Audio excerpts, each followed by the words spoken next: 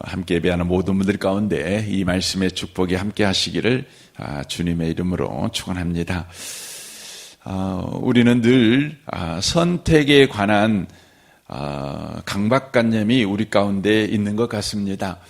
그 인생이라는 것은 태어나고 죽는 사이에 있는 선택이다. 그래서 B와 D 사이에 있는 C가 인생이다. 이렇게 이야기를 합니다. 초이스라는 거죠. 뭘 선택하느냐에 따라서 인생이 바로 달라진다.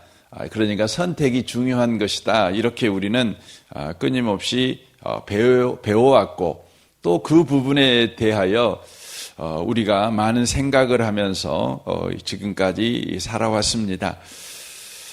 우리는 더 좋은 선택을 하기 위해서 참으로 많은 고민들 또 고심들 해왔고 또 후회도 많이 해왔습니다.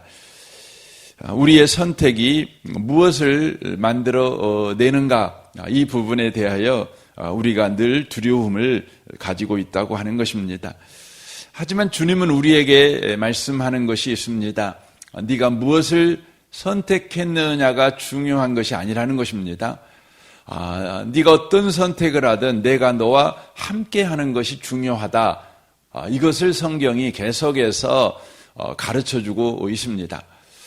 아브라함에게도 이걸 가르쳐 주시죠. 아브라함은 믿음의 조상으로 하나님이 삼기 위해서 그를 갈대아 우르에서 불러내게 됩니다. 그에게 하나님께서 제시하는 것은 아비 친척 본토를 떠나 내가 네게 지시한 땅으로 가라 이런 것이죠. 그런데 문제는 뭐였냐면 아브라함은 하나님이 지시한 땅이 어디인지를 몰랐다는 것입니다. 그는 하나님이 지시한 땅이 어딜까 엄청나게 고민을 했을 것입니다. 그래서 여길까 저길까 그는 그런 고민을 평생 동안 했습니다. 여길까 저길까. 그런데 그가 알게 된 것이 있습니다. 그게 뭐였냐면 자기가 선 곳이 바로 하나님이 선택한 땅이었다는 것입니다. 그러니까 자기가 서 있는 곳이 하나님이 선택한 곳입니다.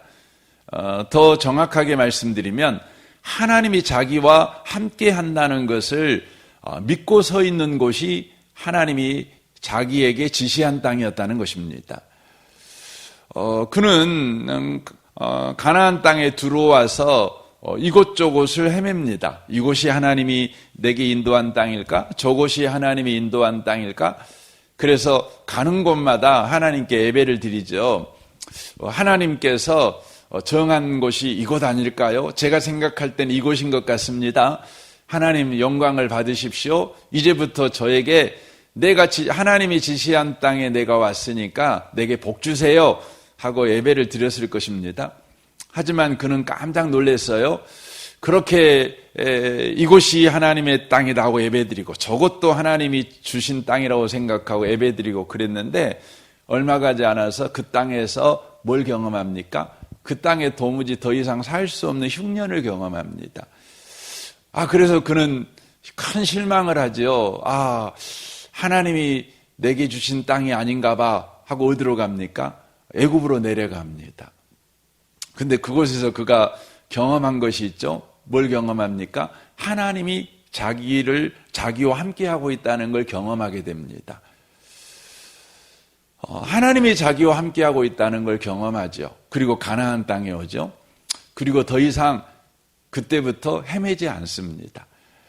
하나님이 말씀하시죠. 그가 조카하고 다툼이 있죠. 조카에게 먼저 선택권을 주죠. 왜 조카에게 먼저 선택권을 주는 겁니까? 자기는 어느 곳을 선택해도 괜찮다는 것입니다. 무엇을 선택하냐가 중요한 것이 아니라 내가 서 있는 곳에 하나님이 자기와 함께하고 있다는 것이 중요하다는 것을 아브라함이 배우게 된 것이죠. 그때 하나님께서 아브라함에게 말씀하죠. 네 눈을 들어서 동서남북을 봐라. 네 눈에 보이는 모든 땅을 내가 너에게 주겠다. 이렇게 말씀합니다. 그 말은 무슨 의미의 말입니까? 선택이 중요한 것이 아니라는 거죠. 네가 뭘 선택하든지 내가 너와 함께 하겠다, 이렇게 말씀하는 것이죠. 이삭에게도 그 훈련을 시킵니다. 그래서 여러분 성경을 보면 이삭이 계속해서 그 땅에 있는 사람들에게 쫓겨가지요. 우물을 팔 때마다 우물이 메꿔지는 일이 벌어집니다. 그런데 이삭이 계속 옮겨가면서 우물 파면 또 나오고, 우물 파면 또 나오고, 우물 파면 또 나오고, 막 이러는 것이죠. 여러분, 이 중동 지역에서 우물이라고 하는 것은 너무너무 중요합니다. 여러분, 아라비아 나이트라고 하는 아라비아 나이트인가요? 노렌스, 아라비아 노렌스입니까? 그 영화를 보시면 그 사막을 가다가 그 우물을 발견하죠. 그리고 그 우물에서 물을 마시죠. 물을 마시는데 무슨 일이 벌어집니까? 갑자기 총알이 날라와 가지고요, 죽여버립니다. 그리고 그 영화에서 어떤 영화보다 굉장히 그 명장면이 나오는데, 아주 한 곳에서 그 말을 타고 한 사람이 등장을 합니다. 등장을 하는데 너무나 오랜 시간 동안 이 영화가 그걸 보여줘요. 이렇게 보여줍니다. 그 사람이 누구냐면 그 우물의 주인입니다. 그 우물의 주인이 먼 곳에서, 너무너무나 먼 곳이거든요. 먼 곳에서 그 우물에 물을 마시는 낯선 사람을 보고 죽이고 오는 겁니다. 그렇게 오는 겁니다. 여러분, 이스라엘 땅도 똑같은 상황이에요. 그런데 우물을 뺏기는 것입니다. 그건 죽고 살고 우물을 떠나서는 안 돼. 우물을 떠나면 죽는 거니까, 여기서 죽는 거나 저기서 죽는 거나 매 한 가지니까 우물을 지키다가 죽는 것이, 그것이 여러분, 이스라엘을 비롯한 그 고대 근동 지역의 문화입니다. 죽고 살고 싸움하는 것입니다. 그런데요, 이삭은 떠납니다. 떠나고 또 우물 팝니다. 그런데 놀랍죠? 우물이 계속 나오는 겁니다. 또 파도 나오고, 또 파도 나오고. 그래서 마지막에 이제 그가 가서 판 곳이 브엘세바 아닙니까? 7개의 샘이라는 뜻입니다. 파도, 옮겨가도 파도 나오는 겁니다. 이걸 뭘 보여주는 겁니까? 우물이 있는 곳을 선택한 것이 바른 선택이 아니라, 네가 어떤 선택을 하든 그곳에서 우물이 나온다는 겁니다. 하나님이 함께 한다는 겁니다. 이걸 보여주는 것입니다. 야곱에게도 마찬가지입니다. 그는 아버지 집에 머물러야만 살 수 있는 사람이라고 생각을 했어요. 왜냐하면 아버지 집에만 하나님이 함께 계시니까. 그런데 형의 위협 때문에 그는 아버지 집을 떠날 수밖에 없지요. 그래서 그는 삼촌 집으로 가지요. 도망가지요. 3일 길을 도망가다가 그가 지쳐서 쓰러지지 않습니까? 하나님이 그에게 나타나시죠. 그리고 그에게 놀라운 약속을 하죠. 무슨 약속합니까? 네가 어디로 가든지, 네가 어떤 선택을 하든지 내가 너와 함께 하겠다, 이렇게 말씀하십니다. 여러분, 신앙생활은 뭡니까? 하나님이 우리와 함께 하심을 경험하고 사는 것, 이게 우리의 신앙 인생이라는 것입니다. 우리가 어떤 선택을 했든지 하나님께서 우리와 함께 하신다는 것이죠. 여러분, 예수 믿는 사람들은요, 더 좋은 선택을 위해서 예를 쓰고 심사숙고하는 사람들이 아니에요. 어떤 선택을 하든지 하나님이 나와 함께 하신다는 그 담대함, 그 자신감, 그 풍성함, 그 소망, 그 자랑을 가지고 인생을 여러분 거침없이 살아내는 사람들이에요. 나의 선택이 혹시나 잘못된 결과를 가져오지 않을까 하고 조마조마하면서 밤새면서 고민하는 사람들이 아니에요. 그래서 성경 우리 127편, 시편 127편에 보면 뭐라고 말씀합니까? 거기에 보면 하나님이 이 집을 지어주지 않으면 짓는 자의 수고가 헛되고, 하나님이 성을 지켜주지 않으면 파수꾼의 수고가 헛되다 그러잖아요. 여러분 집을 짓는 분이 집을 지을 때 얼마나 고민이 많겠어요?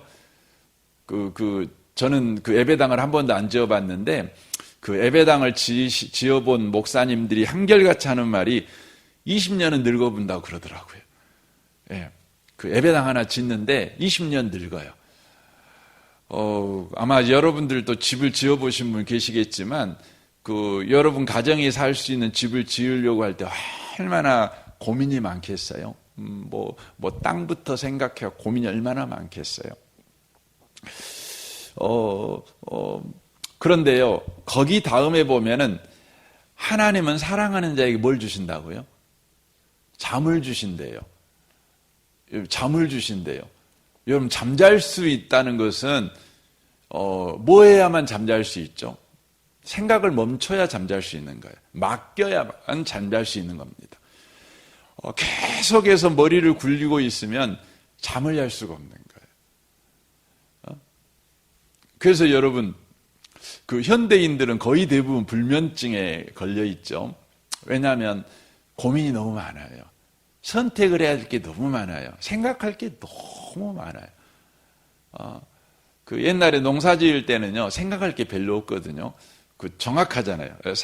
사계절이 정확하니까, 우리나라 24절기에 따라서 농사를 이렇게 지어가면 되는 겁니다. 씨 뿌릴 때 씨 뿌리고, 밤매로 갈 때 밤매고, 물고랑 틀 때 물고랑 트고 이러면 되는 거죠. 그런데 요즘은 안 그러잖아요. 요즘은 24절기에 맞춰서 농사 짓는 사람이 없잖아요. 그렇지 않습니다. 비닐하우스 해가지고 알아서 짓는 겁니다. 습도, 온도 알아서 맞춰갖고 짓는 거죠. 그러니까 고민이 너무너무 많은 겁니다. 그러니까 잠을 잘 수가 없는 겁니다. 여러분, 예수 믿는 사람들은요, 최선을 다해 인생을 살아요. 열심을 다해 인생을 사는 겁니다. 그럼에도 불구하고 우리는 하나님이 함께 한다는 걸 믿습니다. 저는 이 아침에 오신 복 있는 분들이 하나님이 함께 한다는 것을 믿는 인생을 살아가시기를 바랍니다. 오늘 본문 말씀은 그런 의미의 말씀입니다. 천국은 마치 사람이 자기 밭에 갖다 심은 겨자씨 한 알 같으니라고 돼 있어요. 천국이라는 건 뭡니까? 한문으로 천국, 하늘천, 나라국, 그러면 하늘나라, 이게 천국이죠. 그러니까 천국이라고 하는 것은 장소적인 개념이 아니에요. 천국은 통치의 개념입니다. 우리가 장소적인 개념, 그럼 하늘나라, 그러면 하늘에 있는 나라잖아요. 그렇죠? 하늘에 있는 나라. 그러면 우리는 천국하면 우리는 어디를 봅니까? 하늘을 보죠. 이렇게 하늘, 여기 하늘 이렇게. 그래서 천국이 하늘에 있다고 생각을 해요. 왜냐하면 그것은 장소적인 개념으로 이해하기 때문에 그렇습니다. 그래서 저 구름 너머에 천국이 있지 않을까? 저 태양 너머에 천국이 있지 않을까? 저 우주 어딘가에 천국이 있지 않을까? 그래서 과학주의를 표방하는 사람들은요, 사람이 죽으면 이 지구 밖으로 샥 나가서 어디로 간다, 이렇게 그 이야기를 하는 분들도 계시는 것을 들어본 적이 있어요. 이건 장소로 이해하기 때문에 그렇습니다. 천국은 장소 개념이 아니라 통치 개념입니다. 통치입니다. 통치. 그래서 스카이라고 하지 않고 헤븐이라고 이야기합니다. 헤븐, 이건 통치 개념이죠. 하나님이 우리를 통치하는 나라. 그래서 천국은 여기 있다 저기 있다 있지 않고 어디가 있어요? 우리에게 있는 거예요. 우리에게. 예수 믿는 사람이 하나님 나라의 하나님 나라예요. 그래서 어떤 분은 천국이라고 하지 않고 천당 그러잖아요. 천당이 집이잖아요. 집당자를 써서. 그래서 하늘집 그러죠. 여러분, 하늘집이 뭐예요? 하늘집이 뭐냐면 성전이에요. 성전. 그러니까 여러분과 제가 주님을 모시고 사니까 저와 여러분이 뭐예요? 천당이에요. 여러분이 이 천국이 여러분 안에 들어온 천당이라는 걸 여러분 꼭 아셨으면 좋겠어요. 여러분과 제가 천당입니다. 근데 이 천당에는요, 어떤 일이 벌어지냐. 즉, 내 인생, 주님이 통치하는 내 인생, 이게 천국이거든요. 이게 천당입니다. 거기에는 무슨 일이 이러시냐. 여기 보면 천국은 비유를 했어요. 마치 이 자기 밭에 갖다 심은 겨자씨 한 알 같으니라고 돼 있어요. 자기 밭이에요. 자기 밭이에요. 그러니까 내 밭이에요, 내 밭. 그러니까 이것을 우리식으로 말하면 내 성격이죠. 남의 성격이 아니에요. 내 성격. 또 내 능력, 혹은 내 성향, 그렇죠. 내 실력, 내 행위, 내 말, 내 과거, 이게 다 들어가는 거죠. 내 현실, 이게 뭐냐면 자기 밭이에요. 자기 밭이에요. 그러니까 나지요, 남이 아니라 나. 늘 여러분이 힘겨워하는 내 성격, 늘 여러분이 그 답답해하는 여러분의 능력, 또 늘 여러분 헉헉거리는 여러분의 현실, 또 지워버리고 싶은 여러분의 과거, 이게 자기 밭이에요.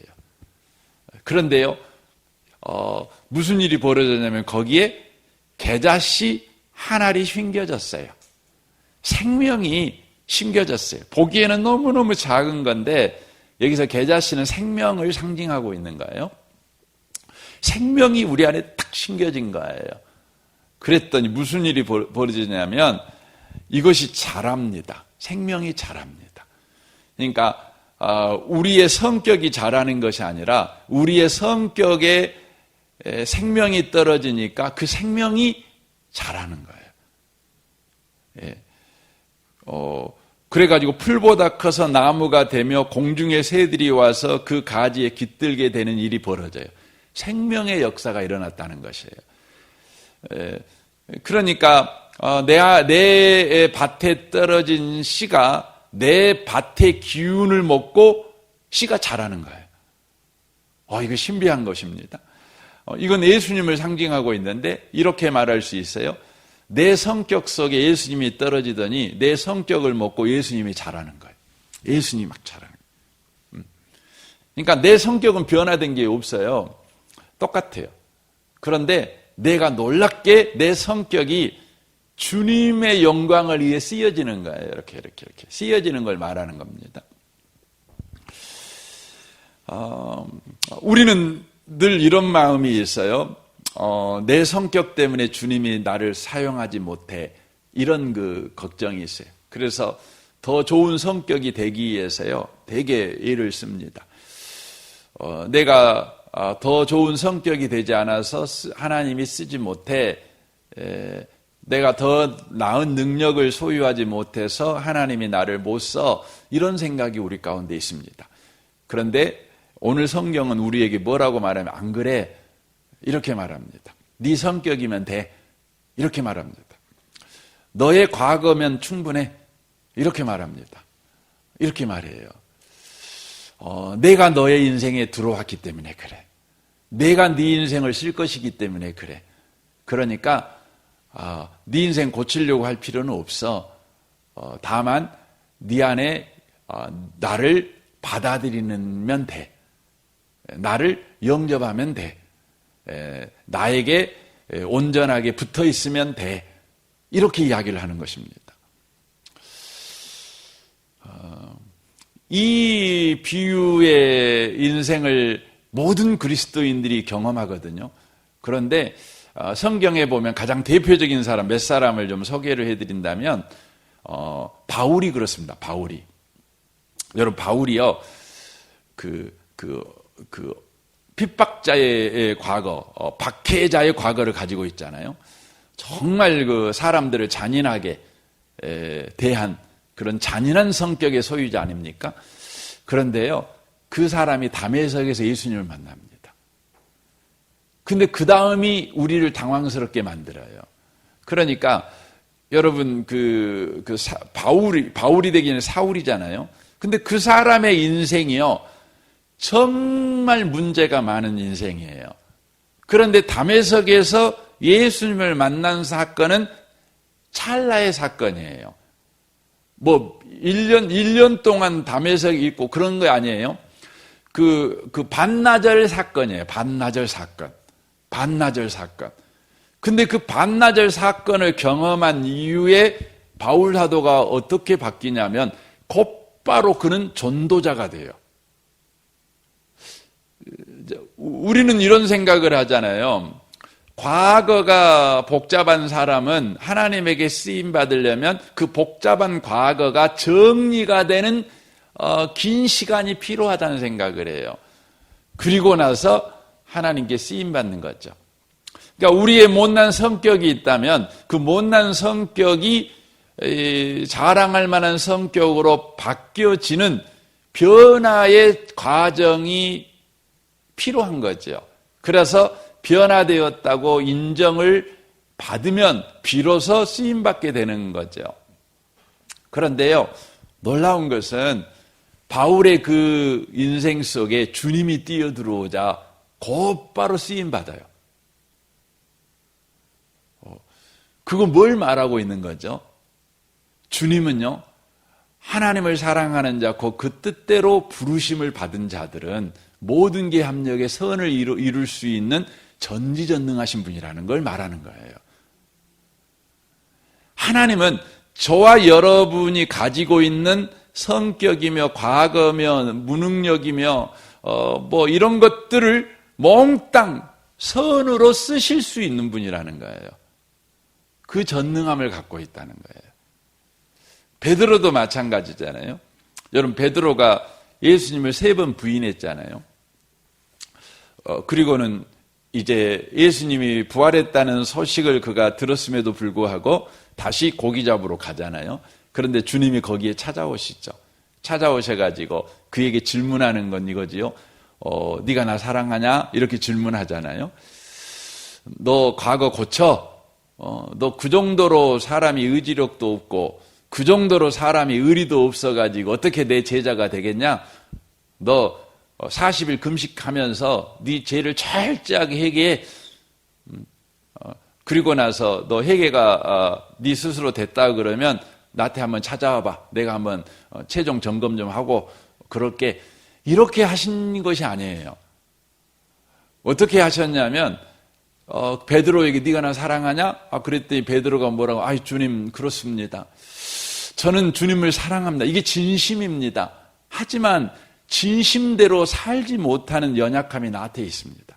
그거 주님이 아시잖아요. 주님을 내가 사랑한다는 건 진심이라는 것 주님이 아시잖아요. 그런데 진심대로 살지 못한다는 것도 주님 아시잖아요. 우리 그러잖아요. 여러분과 저는 다 진심이 있어요. 진심이 있어요. 우리는 다 누군가에게 진심을 가지고 있다고요. 최선을 가지고 있어요. 그런데요, 안 사라지잖아요. 우리 학생들이 늘 그러잖아요. 다 공부 잘하고 싶잖아요. 그잖아요. 그 공부 열심히 하고 싶어 하잖아요. 의자에 앉으면 14시간 동안 꼼짝 않고 의자에 앉고 싶잖아요. 다. 우리 애들한테 물어보세요. 다 그래요.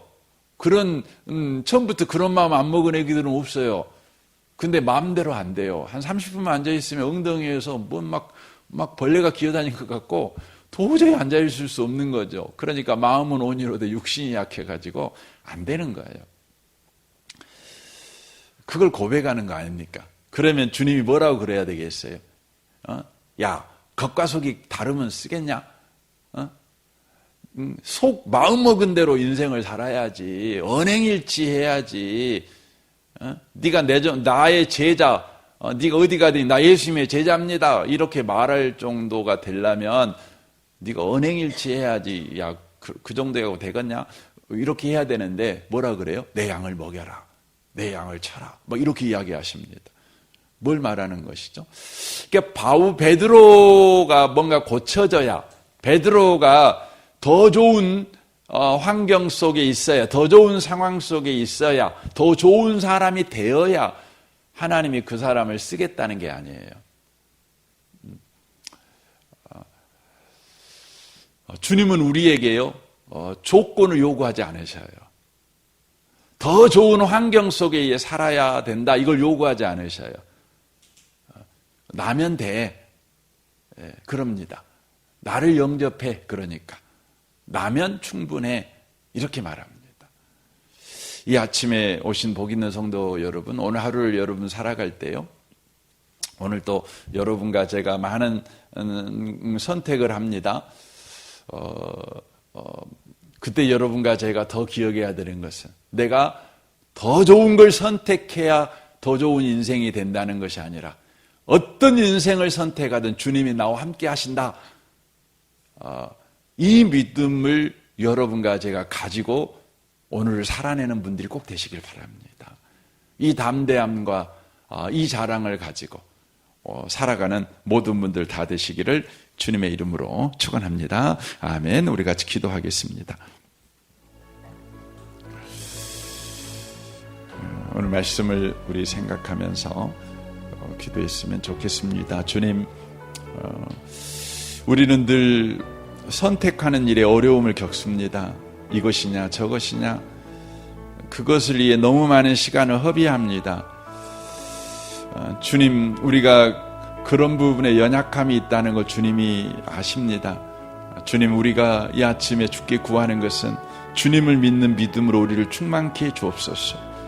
우리가 어떤 선택을 하더라도 주님이 우리와 함께 계시고 어떤 선택을 하더라도 그 선택을 가지고 주님은 선을 만들어내시는 전지전능하신 하나님이심을 믿고 믿음으로 그렇게 거침없이 인생을 살아내는 우리가 되게 해 주옵소서.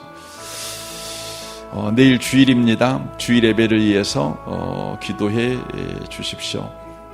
예배가 성도들의 심령 속에 늘 사모함이 있게 하시고 또 예배를 통해 말씀으로 오신 주님을 만나는 모든 성도 되게 해 주옵소서.